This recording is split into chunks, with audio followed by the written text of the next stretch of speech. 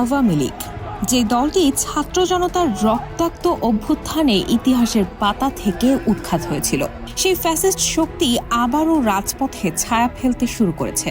শেখ হাসিনার পতনের পর 15.5 বছরের দুঃশাসনের করাল ছায়া চিরতরে মুছে গেছে, কিন্তু বাস্তবে এই নিষিদ্ধ প্রায় দলটি যেন আগুনে ঝলসে যাওয়া ফিনিক্স পাখির মতোই ছাই থেকে জেগে উঠতে শুরু করেছে, আর তাতেই চরম উদ্বেগ ছড়াচ্ছে জাতীয় রাজনীতির বুকে।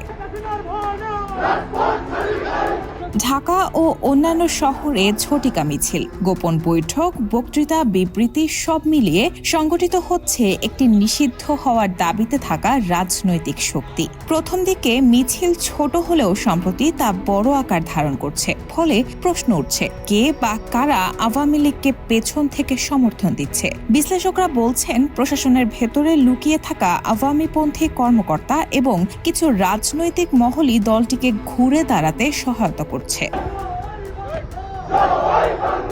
ফেসবুকে ক্ষুব্ধ পোস্ট দিয়ে জাতীয় নাগরিক পার্টির নেতা হাসনাত আব্দুল্লাহ যেমন বলেছেন, যেদিন থেকে আমাদের আওয়ামী বিরোধী অবস্থান এবং কম্প্রোমাইজের রাজনীতির বিরোধিতাকে শিষ্টাচার বহির্ভূত বলা শুরু হয়েছে, সেদিন থেকেই আওয়ামী লীগের মিছিল বড় হতে শুরু করেছে।